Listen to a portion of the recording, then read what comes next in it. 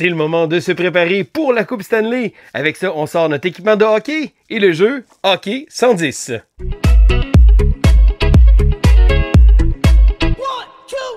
Bonjour à l'école du jeu, mon nom est Sylvain et on se retrouve aujourd'hui pour la présentation de Hockey 110.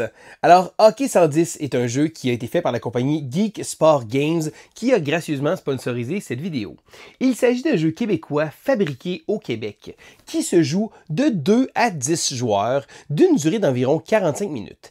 Il s'agit d'une simulation d'une partie de hockey. Donc, on va aller voir immédiatement les règles. Alors, voici donc Hockey 110. Alors, avant de débuter l'explication, je tiens à attirer votre attention vers le matériel.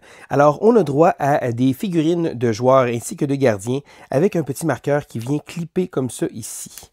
On a également droit à un plateau en vinyle et autour du plateau, on va placer des petits marqueurs comme ça. Donc, par exemple, ici, ça sert à marquer les périodes ainsi que le temps de jeu, en plus d'avoir le score des différentes équipes. Hors caméra, j'ai également placé les petits marqueurs ici supplémentaires, donc pour placer les spécialistes, ainsi que les joueurs supplémentaires, ainsi qu'un petit outil qui va servir pour pouvoir regarder si entre les cases, il y a de l'obstruction. On a aussi un aide de jeu, ainsi qu'un livret de règles, avec le petit livret d'avant-match, en plus d'avoir des aides de jeu.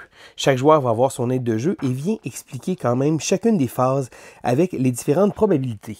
Étant une simulation de hockey, le but du jeu va être bien entendu de réussir à marquer le plus de buts que son adversaire. Donc on peut choisir de faire 3 périodes, donc comme ça ici, de 20 minutes, ou simplement jouer une seule période si on le désire. On a également une petite rondelle qui va être très importante et qui va commencer en début de partie lors de la mise en jeu. Et on a également un dé de probabilité. Ce dé-là va être très important parce que la plupart des actions du jeu vont être déterminées en pourcentage. Donc lorsqu'on va faire une passe, un lancer, qu'on va tenter de faire un arrêt, on va toujours brasser le dé comme ça. Donc le but étant bien sûr d'avoir moins que le résultat en pourcentage. Donc par exemple, si j'ai 40% des chances de réussir une passe, je brasse le dé. Et si je réussis à avoir 40 et moins sur le dé 10 comme ça ici, je vais réussir mon action. Et c'est de cette façon-là que va être déterminée la plupart des manœuvres qu'on va faire pendant la partie.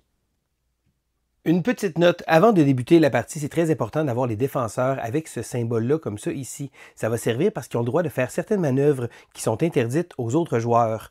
On va également, en début de partie, choisir des spécialistes. Donc chacun des spécialistes a un socle d'une couleur différente qui vont être également représentés sur le plateau de jeu. Donc, en début de partie, on va pouvoir aller choisir et chacun va vous offrir un petit bonus comme ça ici, histoire de créer un peu d'asymétrie au sein de votre équipe. Pour les bienfaits de l'explication, chacun des joueurs ici va être un joueur recru, donc un joueur sans habilité spéciale. Si vous êtes assez motivé pour chanter l'hymne national, c'est là que vous allez le faire. Sinon, on est prêt à commencer la partie. Et bien entendu, chacune des parties commence avec une mise au jeu.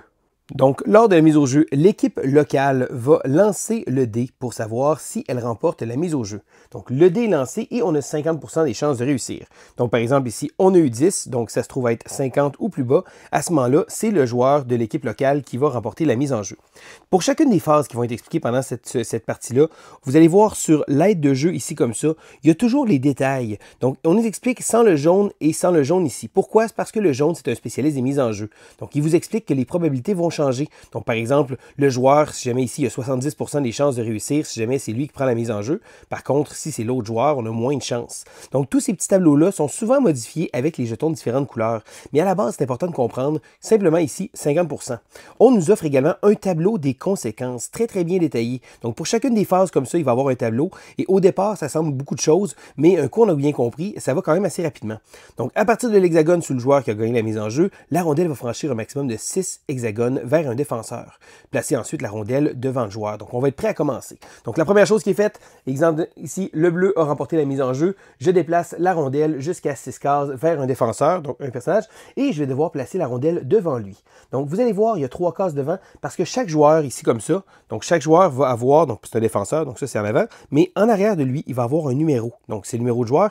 Ça montre vers quel côté ils font face. Et le fait de faire face est très très important parce que dans la partie, ça va être vital parce qu'on va devoir se déplacer. Donc c'est important que les figurines soient bien placées avec leur hexagone comme ça, donc ils ne soient pas placés croche parce que ça va être très important. Donc la passe a été faite, le défenseur reçoit la passe comme ça ici, la place dans une des cases devant lui. À partir du moment où il y a une mise en jeu, il va y avoir une phase de déplacement. La manière dont ça fonctionne, c'est que chaque équipe va déplacer complètement ses joueurs. Donc, à commencer par l'équipe qui a la rondelle, donc qui est à l'offensive, qu'on appelle, eh bien, ils vont pouvoir effectuer leur déplacement. Ensuite, c'est l'équipe adverse qui va effectuer ses déplacements. Et après les déplacements des deux équipes, on va regarder s'il y a une manœuvre défensive. Habituellement, une manœuvre défensive, c'est lorsqu'un joueur va être devant un joueur qui porte la rondelle ou qui peut essayer comme ça ici de pouvoir lui voler comme ça ici. Je vais revenir avec les manœuvres défensives parce qu'à la base, je vais vous montrer comment fonctionne le déplacement. Donc, lorsqu'on va se déplacer, chacune des figurines peut se déplacer d'un maximum de 4 cases. Donc, ces 4 cases, mais qui vont aller devant le joueur, donc dans une des 3 cases qu'il va y avoir. Donc, par exemple, je pourrais déplacer lui de 1, de 2, de 3, ici comme ça, et je pourrais choisir d'arrêter son déplacement également. On peut aussi faire une rotation. Si on fait une rotation, ça utilise un point de déplacement et on peut retourner la figurine de la direction qu'on va le désirer. Si jamais on veut aller en ligne droite, on peut y aller et on peut avancer un maximum de 5 cases parce que, bien entendu, on va en ligne droite, on va plus vite. Si on décide de reculer, par contre, on va reculer, mais avec une pénalité de 1 case, donc de 3 cases au lieu de 4. Il y a aussi un petit aide comme ça ici qui vient nous montrer les différentes manœuvres. Donc, lorsqu'on va reculer, on va pouvoir reculer d'un maximum de 3. Une rotation va compter pour un coup. On peut se déplacer de 4 ou encore de 5 si on va en ligne droite. Bien entendu, il y a un spécialiste qui va pouvoir permettre de pouvoir aller un peu plus vite, mais je n'irai pas en détail dans les différents spécialistes. Donc, lorsqu'on va se déplacer comme ça ici, on a eu la mise en jeu. Ensuite, on passe au déplacement. Donc, l'équipe à l'attaque va déplacer les joueurs. À ce moment-ci, bien entendu, on ne peut pas rien faire d'autre. On fait juste déplacer les joueurs. Et ensuite de ça, l'autre équipe va déplacer ses joueurs. Ça met fin à la séquence de jeu initiale. Donc, à chaque fois qu'une séquence de jeu initiale est passée, on va prendre ici le tapis et on va avancer de 1. Donc, c'est 1 minute qui a passé comme ça. Donc, chacune des séquences va être faite de cette façon-là. Donc, comme l'aide nous mentionne ici comme ça, c'est maintenant le début d'une nouvelle séquence de jeu. Et là, on va regarder voir s'il y a une action défensive qui est possible. Donc, si oui, on va passer aux actions défensives. Et sinon, on va passer à un nouveau tour offensif. Pour simplifier la chose, je vais commencer avec justement le tour offensif. Lorsque c'est un tour offensif, on peut choisir de faire une des 4 options suivantes. La première est de se déplacer, donc un peu comme on vient juste de faire après une mise en jeu, donc de déplacer les deux équipes. Ça a commencé toujours par l'équipe qui a la rondelle en premier. On peut choisir aussi de faire une passe, et là il nous réfère à la section 5, un dégagement à la section 6 ou un tir au but si on est dans la zone adverse. Donc pour la zone adverse, on doit absolument être dans une zone comme ça ici. Donc dans la zone adverse, on a la zone bleue qui est un tir très très difficile, un tir de loin, la zone jaune qui est la plus rapprochée, la zone orange et la zone rouge qui est la zone très très dangereuse où les probabilités vont être beaucoup plus élevées de pouvoir réussir à marquer un but. Donc, la première chose à faire, si jamais on veut faire une passe, on doit annoncer l'hexagone de direction, donc l'endroit où on doit essayer d'envoyer la passe. Donc, par exemple, je pourrais placer un personnage ici et je pourrais dire, je vais simplement faire une passe de ce joueur-là à ce joueur-là. Donc, avant d'effectuer la passe, par exemple, on va devoir regarder s'il y a de l'obstruction. Et c'est à ça que sert le petit élastique comme ça. C'est qu'on va pouvoir le placer sur une case, la case à rondelle, et voir avec l'élastique, savoir s'il y a obstruction. Donc, s'il y a des joueurs qui viennent se placer comme ça ici. Bon, on pourrait également regarder avec notre doigt pour les différents hexagones, mais ça vient grandement simplifier le processus. Et là, selon différentes conditions, on va réussir. Donc, par exemple, si la passe, ici comme ça, c'est une passe sans interception. Donc, une passe très facile à faire, c'est clair entre les deux, on va lancer le dé et on a 80% des chances de réussir. Donc, bien entendu, comme à l'habitude, si jamais on a un passeur hors pair, eh bien, on va avoir plus de chances. S'il y a un intercepteur, donc à travers la trajectoire, donc si jamais il y a dans la portée ici comme ça, donc on fait une passe et il y a un joueur qui pourrait prendre la rondelle. Donc la passe passe sur une des cases en avant. Donc ça signifie que le joueur pourrait intercepter la rondelle. Eh bien, on a une autre braquette de pourcentage comme ça ici. Et s'il y a un intercepteur sur la trajectoire, eh bien là, ça va être beaucoup plus difficile parce que là, si jamais il y a un joueur qui est littéralement entre les deux comme ça ici, ça va être très très difficile. Il faut faire attention, on ne peut jamais faire une passe. Donc par exemple, si la rondelle est en arrière ici, on ne peut pas traverser notre propre personnage non plus. Donc c'est important de faire attention, de bien positionner nos joueurs ainsi que la rondelle pour pouvoir faire une passe. Et là, fidèle à son habitude, on nous explique sur le tableau des conséquences, si on réussit une passe, si jamais il y a une passe ratée, donc sans intercepteur, qu'est-ce qui va se passer? Sinon, ici, une passe ratée avec intercepteur. Donc, il nous explique ici comme ça tous les détails qu'il va y avoir. La prochaine chose qui peut être faite, c'est un dégagement. Alors, un dégagement, c'est un peu différent d'une passe. C'est que là, on va pouvoir viser un hexagone beaucoup plus loin. Donc, on va pouvoir viser un hexagone libre de manière à pouvoir lancer la rondelle. Alors que la passe régulière avait un maximum de 30 hexagones, ici, on peut aller jusqu'à 40 hexagones pour pouvoir lancer la rondelle. Donc, on va pouvoir la lancer même dans le fond de la bande. Donc, ça se pourrait ici, comme ça, je vais vous montrer ici, ça se pourrait aussi qu'on aille dans le fond. Et lorsque une rondelle va arriver dans le fond de la bande, comme ça ici, eh bien, elle va pouvoir se déplacer sur les demi-hexagones qu'il y a sur le bord ici, comme ça. Les joueurs peuvent pas y entrer, mais la rondelle peut y aller. Donc, les joueurs peuvent la récupérer. Donc, même chose, pour pouvoir lancer la rondelle dans un hexagone libre comme ça ici, eh bien, on va avoir encore un tableau de réussite. Donc, si jamais il n'y a pas d'intercepteur, avec intercepteur à la portée de la trajectoire ou un intercepteur dans la lignée, et on va nous montrer si le dégagement est réussi ou si le dégagement est raté, qu'est-ce qui va se passer. Donc, pour le dégagement raté, la rondelle habituellement va dévier dans la foule et la séquence va prendre fin. Donc, ça va enlever 1 minute et on va aller à la mise en jeu et on va faire une mise en jeu plus près du joueur. Donc, par exemple, ici, si le joueur qui avait été placé ici comme ça, eh bien, on va reprendre avec les petits cercles de mise en jeu comme ça. Mais il y a également le cercle de mise en jeu central ou ceux-là qui vont être dans les zones des gardiens de but comme ça ici, ici et là. Donc, c'est beau se déplacer, faire des passes dégagées, mais les joueurs vont tenter d'essayer de faire des buts. Alors, on va y aller ici avec Connor McDavid. Donc, lorsque les joueurs vont arriver tout près de la zone des buts, ils vont également pouvoir essayer, lors d'un tour offensif, un tir au but. Le tir au but fonctionne encore de la même façon, du fait que ça va être un dé qu'on va lancer pour pouvoir voir un pourcentage. Donc, on va regarder s'il y a un joueur qui est là. Donc, encore une fois, s'il y a un joueur qui vient à être entre les deux zones, à ce moment-là, ça va créer de l'obstruction. Mais par contre, le gardien va également avoir une vue obstruée. Donc, par exemple, advenant le cas qu'il n'y a pas de joueur du tout, on va garder ça simple, comme ça ici. Donc, on a une trajectoire libre, on va lancer un dé et on a 80% des chances de réussir notre tir au but. Mais ça ne veut pas nécessairement dire qu'on va réussir à compter un but. Donc, par exemple, ici, je lance mon dé, j'ai 70, fantastique, je réussis mon lancer au but, mais là, ça va être au gardien de faire l'arrêt. Donc, comme j'expliquais tantôt, selon la zone dans laquelle était la rondelle, on va avoir un différent pourcentage. Donc, par exemple, s'il était dans la zone jaune ici, eh bien, 70% des chances de pouvoir réussir à faire un arrêt. Et là, on nous explique que si le gardien ici, comme ça, fait l'arrêt, il y a 20% des chances de contrôler la rondelle. Donc, si jamais il contrôle la rondelle, il va provoquer une mise en jeu. Donc, on va commencer ici au cercle de mise en jeu. Par contre, si jamais le gardien ne réussit pas à contrôler la rondelle, on a un rebond et la rondelle va aller dans une direction aléatoire. Donc, lorsqu'on aborde les directions aléatoires sur le plateau de jeu, il y a un petit indicateur comme ça ici qui va marquer. Donc, on va lancer un dé et on va regarder où est-ce que la rondelle va se diriger. Alors, on a un petit tableau qui va nous expliquer ici comme ça, le résultat du dé pourcentage va représenter des flèches et ça va être ici comme ça. Donc, la rondelle va franchir des hexagones et là, il nous explique toutes les petites règles qu'il va avoir. Donc, s'il y a un arrêt, s'il y a un joueur entre les jambes. Par contre, si on tombe sur un de ces chiffres-là, il va y avoir un arrêt de jeu parce que la rondelle va dévier dans la foule. Donc, on va commencer une nouvelle mise en jeu. Et on aurait même des chances que la rondelle franchisse des hexagones, mais que c'est nous qui choisissent où est-ce que la rondelle va aller. Mais tout ça sont des circonstances secondaires parce que si jamais le gardien ne réussit pas à faire l'arrêt, eh bien, le joueur va compter un but. Donc, son équipe va pouvoir ajouter un point et on va pouvoir recommencer avec une mise en jeu. Parce que, bien entendu, c'est du hockey. Le but, c'est de réussir à faire des buts. Donc, tout ça semble bien simple. On se déplace, on fait des passes et on fait des lancers au but. Par contre, on a ce qu'on appelle les actions défensives. Et les actions défensives vont venir justement pimenter la partie pour pouvoir faire de la partie une partie très dynamique.